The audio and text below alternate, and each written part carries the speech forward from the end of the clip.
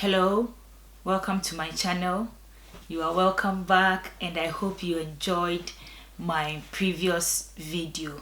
If you've not watched that video, I'll put the link in the description below so you go and watch it. So what am I talking about?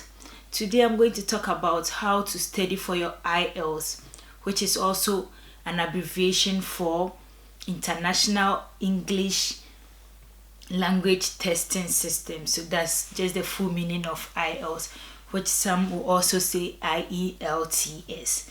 So it's all about coming to the UK as a nurse, as a registered nurse, how to get into the UK as a registered nurse. And so I gave the whole procedure in my other video, and so I'll put the link below so you can go and watch it. So first and foremost, you have to start with your IELTS. You have to get your IELTS done. And so I'm here to tell you about some tidbits about how to just pass your IELTS. There are two ways to pass your IELTS. It's either you go for classes, which is very, very expensive, or you study on your own online, which is less expensive and more dedication. You need more dedication. And I think even going for classes too is the same. You have to be dedicated to what you are being taught, and then you'll be able to pass and pass well. But anyway, either ways, you have to learn by yourself, and so it's easier to do it online, where you don't pay much money and you don't even have to pay anything. You just have to get your data or your Wi-Fi, whatever it is. You have to just get an internet connection, and then you are good to go.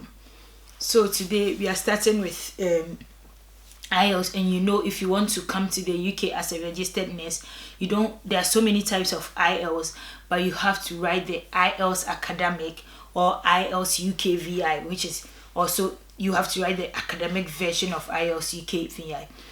So what's the difference between IELTS academic and just IELTS UKVI academic?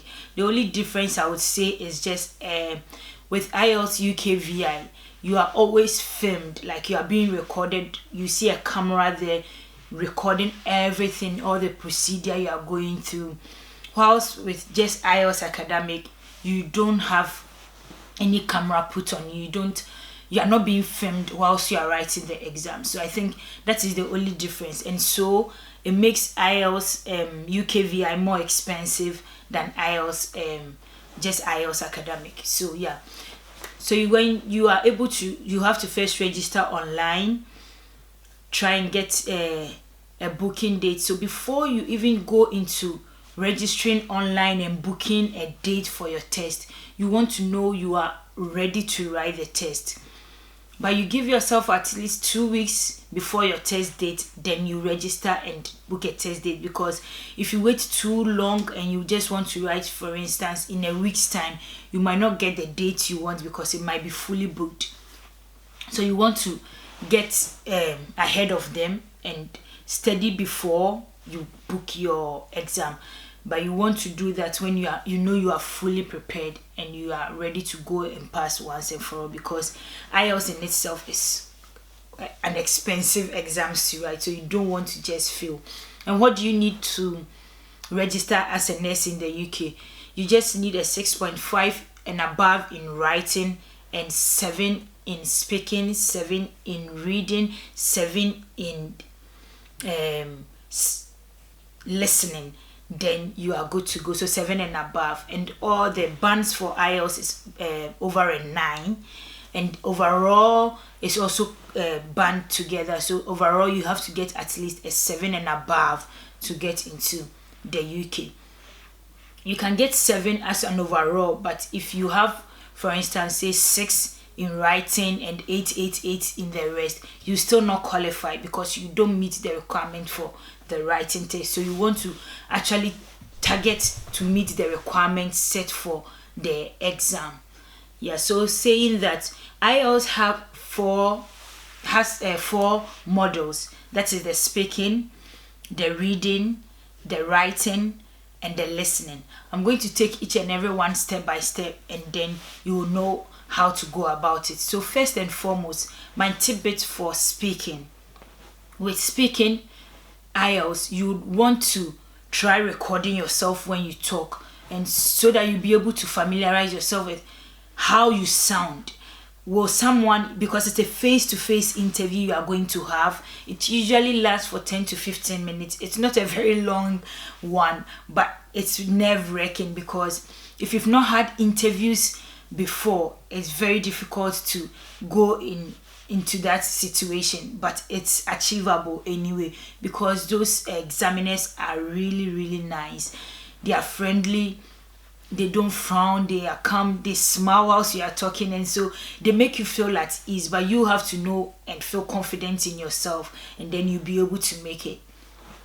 So with speaking, you are being recorded whilst you are speaking, or when the test is ongoing, you are being recorded.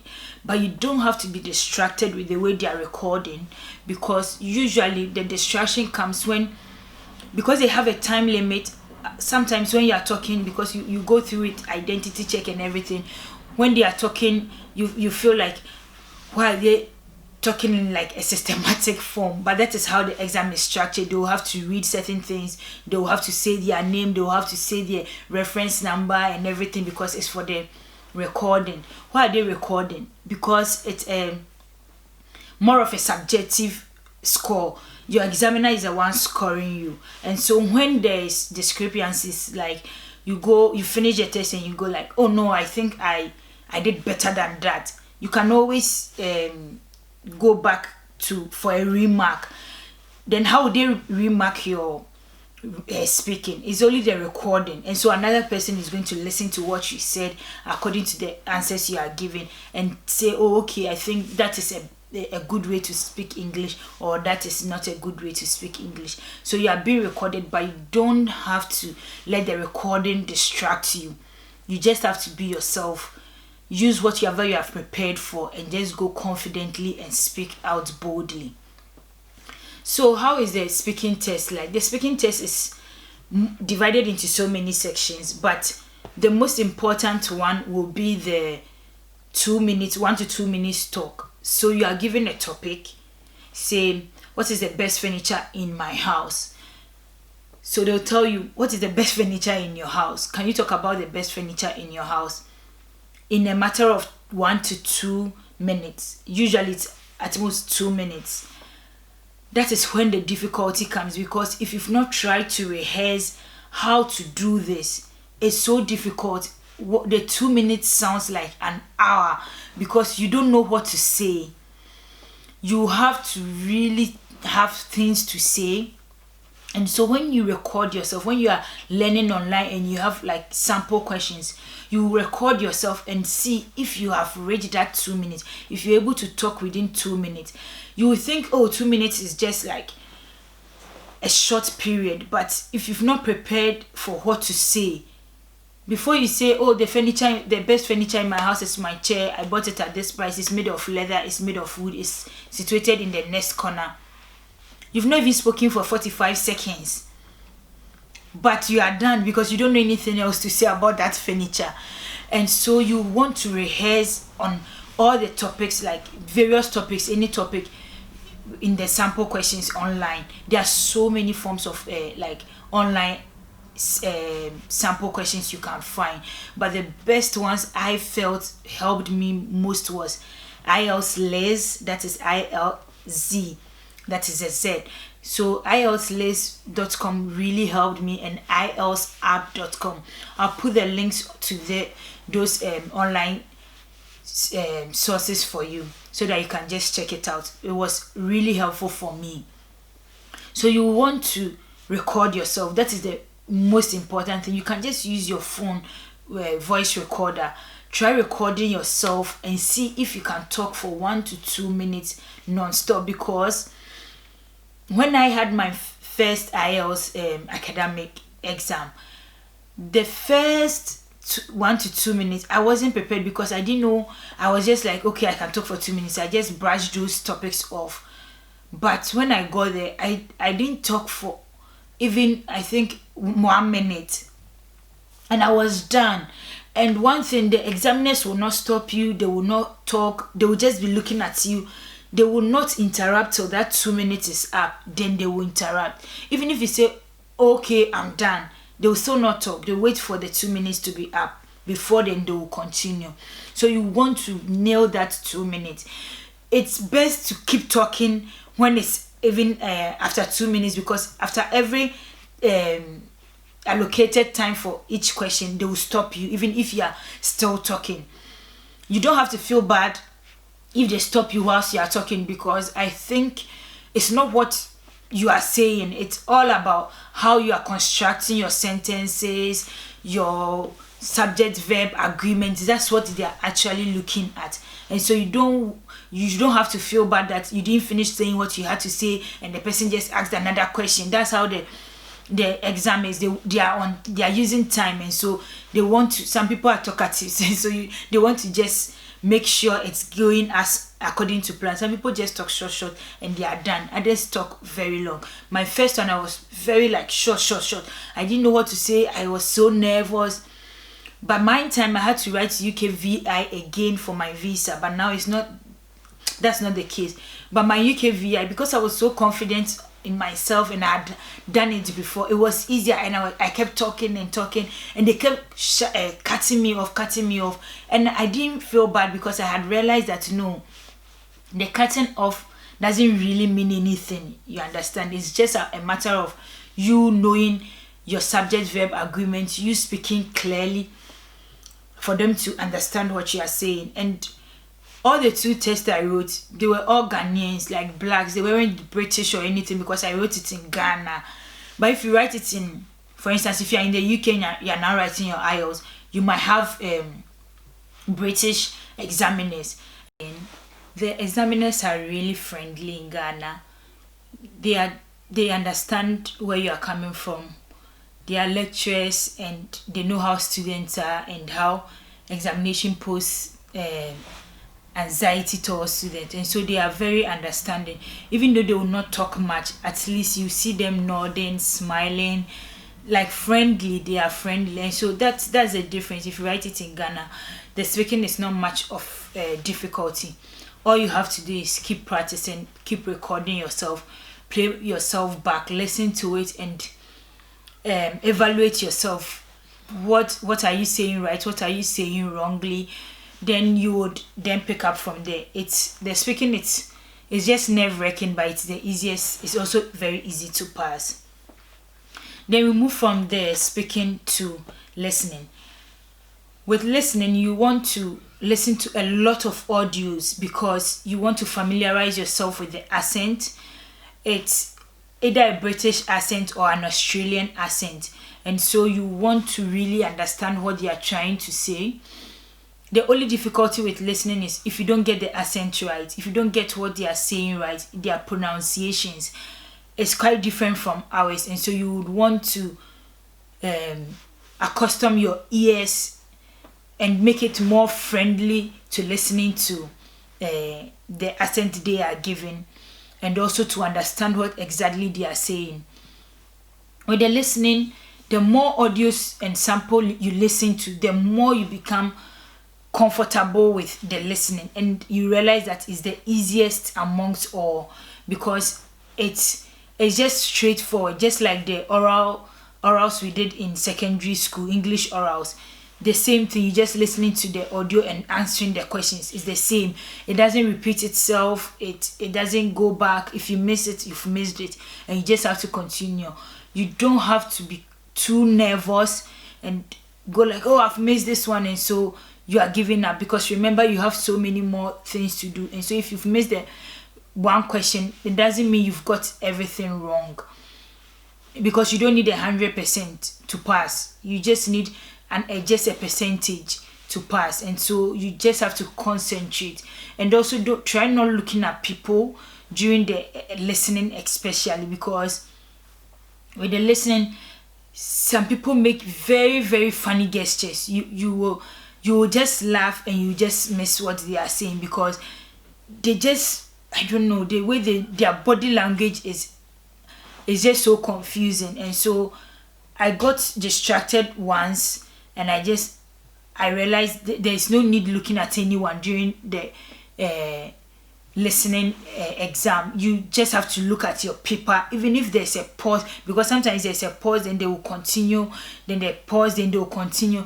You just don't have to raise your head and listen to anybody, because some people have very, very funny body language they use during exams. You will not even believe it.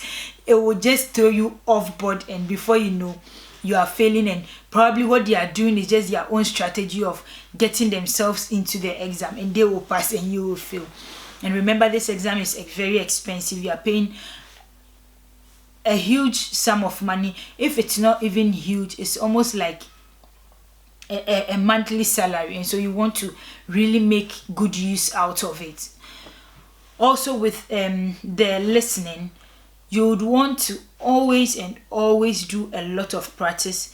The listening, you don't really have to time yourself, because it will actually end when the audio finishes. That is the end. You don't have anything else to do, so you finished. So you don't really have to time yourself, but you have to listen to a lot of audios, as much as possible, as many as you come into contact with. You just have to listen to it. People say, I remember when I was going to write, I was advised to listen to BBC, not the BBC African version, but BBC News itself from Britain, and then listening to a lot of radio from UK online. But I didn't do it. I didn't do it not because I didn't listen to the advice. I didn't do it because I was not having the time to just listen to news or whatever they were saying on their radio.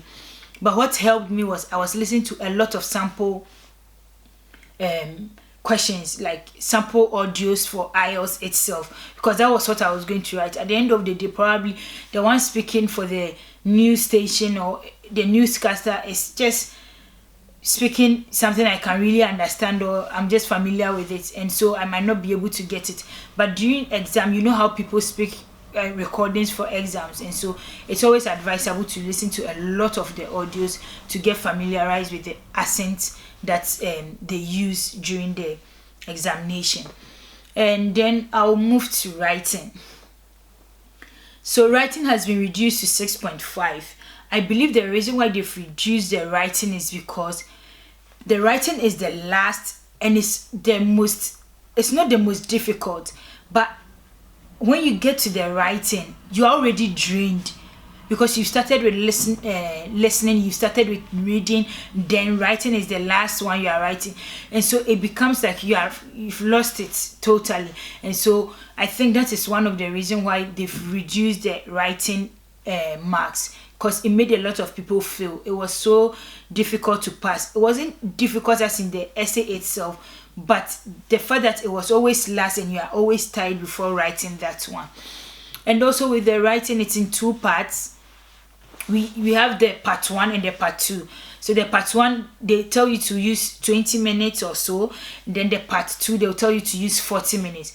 It's not like if you're on part 1 and it's after 20 minutes, they will tell you to stop. No, they're just trying to let you appropriate your time, like divide your time wisely, because part 1 carries less marks, whilst part 2 carries a lot of marks. So they want you to spend more time on part 2, which carries a lot of marks, and spend less time on the one that carries less marks anyway. But with the part 1, what I've realized is it's more about comparisons, and I prefer to do part 2 before part 1, because I've written it twice, and I realize when I do part 2 before part 1, I'm able to use my time wisely, because sometimes the part 1 you get stuck. It's just like comparison is more of bar charts, graphs, maps, and it's just like describing, comparing, differentiating, and so it's more or less using let's say this is more than this firstly, and secondly, then thirdly, furthermore. Also those like comparison verbs and adjectives, that's what they want. But with the part 2, it's a full essay. Either you discuss, you agree, disagree, are you for or against, those argumentative essays, and or a general statement, and then you talk about it. And that one you have to try and develop points. Sometimes if you're not very familiar with the topic, you don't know what to expect, but if you are familiar with the topic, it's easier to get points to develop. And that is why I say always that IELTS app and IELTS Lays really helps, because when you listen to those people, they give you like breakdown of how to get the amount of words they want, because they want an amount of words at the end of the day, and they give you marks if you've been able to stay within the word limit, if your handwriting and your work is well presented, like clarity, they give out marks for it. And so it's just petty things to beat the writing. With IELTS app, they will tell you how many lines to be in one paragraph, how many paragraphs to create, and then you will get the needed words. And so it's just a matter of getting the point and putting in there. And I've realized when you do the part 2 before the part 1, you get like your mind is really opened to a lot of educational things, and so going to the comparison and the maps become more easier. Then you are able to even proofread. And I'll always advise, they give you a pencil or a pen and an eraser. I'll always advise you to use the pencil, because it's easier to clean when you make a mistake, especially with your essays. Because if it's within a sentence and you make a mistake and you cancel with a pen and try to fix it up there, it becomes very clumsy and your work is not very clear, and so you lose the marks for clarity of presentation. But if you use a pencil, you easily erase whatever sentence you made an error. You are able to erase and put in a new one, and it becomes clean again. Because it happened to me, my first IELTS academic, I used a pen because that was what I was used to. I don't know why I didn't even use a pen. So I felt like, why am I using a pen? So I used pen to write. So I just went ahead and started using pen to write. And a lot of people use pen because you bring the pen yourself, you understand? Because in your mind, you are coming to write an exam, and so you have your pen, but you don't think of a pencil because you know you're not going to do any drawing or anything. But they will give you a pencil anyway. And I felt, oh, this is my pen. I like to use big pen. You know, when you're writing, you feel comfortable. And so I was using a pen. And with the part 1, what we were supposed to compare was about water bottles. Something about water bottles in a year. Some people drank more water bottles than another year. I realized when I first wrote water bottle, subsequently, I was not even thinking. I started writing bottle water. And that is when I realized I had made a mistake, because it was water bottle and not bottled water. Because there's a difference between a water bottle and a bottled water. And so when I realized I had made a mistake, I tried to change all my water bottles to bottled water, and my work was really clumsy, very dirty. I'll tell you the truth. I looked at the work and I was not even impressed with the presentation of my work. And so I believe I lost some marks with clarity over there. So you always want to use a pencil no matter what. Even with the listening, reading and writing, you always want to use a pencil, because it's easier to clean and correct your mistakes. Also, you want to always do this test in the time frame given, because with the writing you are given an hour. So you would want to, whilst practicing at home, you want to use every hour to do it.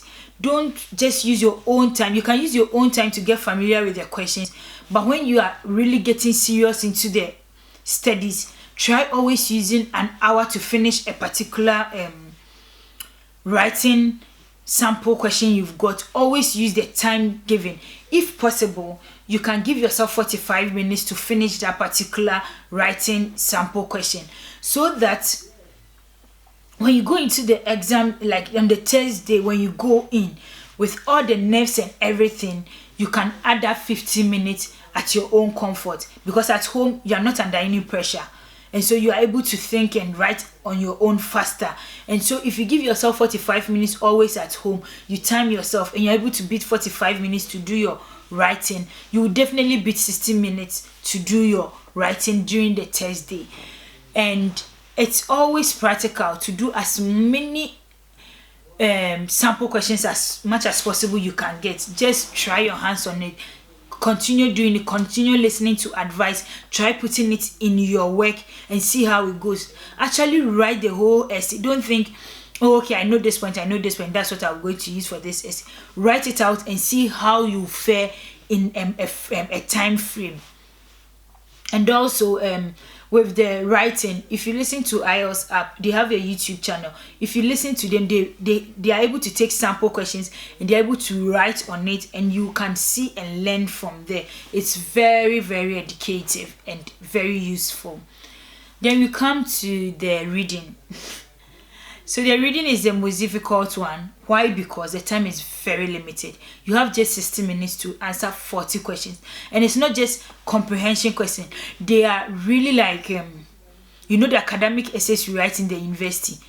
Real academic essays that with, let me say, technical terms in there.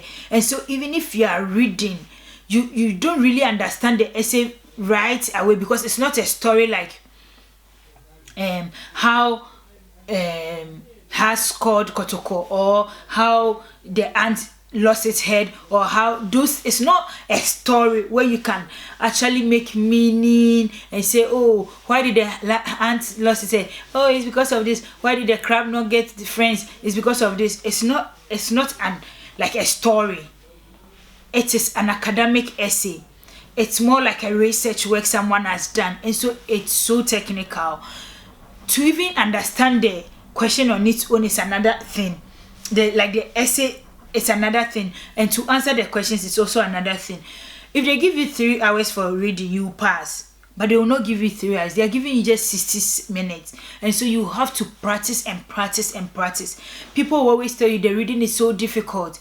Yes, it is difficult, but it is doable. You can always pass. People have always been passing. Millions have passed. So why not you? You can pass. You just have to keep practicing and practicing and practicing. Give yourself the same time frame for the exam as much as you can. Give yourself that same time frame and use that to practice on your own. When you're able to use that time and use it wisely, at the exam day, you might even get time to proofread your work, which is always not the case anyway, because sometimes immediately you get to 40 is time. But if you know you've gone through everything well and it's 40 and it is time and you weren't able to go through, you still pass. You don't need a 40 over 40 to get 7. You just need like a percentage. And when you go online, they show you how to even grade yourself with the bands and everything. And so it's just about practicing within the time frame. That is the most important tip. Within the time frame you are going to use for the exam. Just don't practice in an hour, 2 hours, 3 hours. You are still practicing. Just use the time frame and keep to it. Before you know, you are beating the time. And when you get to the exam, the nerves and everything, you still beat the time and you pass and come out successfully. So with the reading has a lot of sub categories. They have one, you have to do a heading. They have a true or false. They have not true, untrue. They have some very, very like different types. So you just have to learn it well and use a time frame. That is the most important thing. When you're able to test yourself within the time frame, it's the best. And remember, with all these tips, you are going to write speaking probably before or after writing, reading, and listening. So speaking is always another day. You don't do it the same day you are doing your listening, reading, and writing. But listening, reading, and writing is the same day, the same sitting. It's not like you do listening and you go out and go and roam about and come back and do reading and go around. No, it's just at a particular sitting. You are doing the listening. Right after the listening, they take the papers from you. They start giving you the reading papers. When you finish the reading, they take the papers from you. Then they start giving you the writing papers. And so it's so draining, time consuming. You take almost like 2 hours, 45 minutes for just the listening, reading, and writing. And so normally they say the listening is about 30 to 45 minutes because it's already timed. You stop when the audio has stopped anyway. So it's already timed. But the writing is 1 hour, the reading is 1 hour. And so it's all in a sitting. You want to eat well before you go into the examination hall. It's usually early in the morning, especially when you are traveling from when you don't really stay around the British Council. It takes some time for you to get there because you want to beat traffic and everything. Sometimes you go very early and you are not able to eat, even if you can get some juice, something to put sugar in you, because your brain will be using a lot of glucose. You'll be really cracking your brains for that test, and so you want to eat so that you don't get too drained. And you'll be thinking, oh, British Council, since you are paying this much amount of money, what are they going to give us? They don't really give refreshment. All I know my time is they give us only a bottled water, 500 mils, just that. And you don't even get time to open that bottled water and drink. You drink it after the exam because there's no time. The exam is just time limited. Like, the time is all the difficulty. If not, the time is the best thing. You can write it in 3 hours, you will pass, and you will even not come back to it. But it's not so, and so you have to really prepare yourself. And when you are getting to the test date and you are about to register for the test, try doing listening, reading, writing at a go. Just test yourself and see how you fare. I know it's very difficult trying to discipline yourself at home, but if you can wake up one dawn and do that, it gives you an experience of what you are going to have. If you've written before, you've not passed, just check what you are doing wrong. Sometimes it's just about your timing. If you are giving more time, you will pass, but you are not, and so you have to time yourself. When you are home, just time yourself. If you stick religiously to timing yourself, I can assure you that on the test date, you are going to do well, because you will have enough time to think around the questions and then answer. So in conclusion, what I'll say is, with speaking, try recording yourself and talking for 1 to 2 minutes uninterrupted on a particular topic. And also with reading, try as much as possible to time yourself. With the writing, try as much as possible to start with part 2 before part 1. If you are very comfortable with that. And also with the listening, try as much as possible to listen to a lot of audios, a lot, to just get familiar with the accent. I know everyone thinks, oh, why, isn't it English they are speaking? It is, but the accent is very different from what we are used to, and so you want to know what they are actually saying to be able to understand the whole listening topic. So I would say, time yourself. Timing is the best thing to do. Give yourself time to give yourself enough energy for the day so that you don't get too worn out and get stressed. No, so just try and build your self-confidence. And also try marking yourself after you've done your own sample questions. Try marking yourself and see how you do with the grading that they've given you, and then you realize that you are doing better than you thought, and then you register. It's all online. You just have to go to British Council, register, choose your test date. Don't always wait for the last minute to choose your test date, because you might not get the date you want. So always give yourself at least 2 weeks or 3 weeks ahead. Then you just book your test dates. Then you now prepare towards that date. So this is my few tidbits. I'm going to give another tidbit on CBT. If you didn't watch my first video, I'll put the link in the description, and then you can go back and watch about the whole process of coming to the UK as a registered nurse. Thank you for watching, and continue to subscribe, to share, and also to like my page. You can share with your friends, your friends, so that everyone will know. This is just not any secret. It's an open thing. You can do it. Anyone who wants, has a dream of coming to work in the UK as a nurse, can always do it. It is not impossible. It is possible, and it's doable.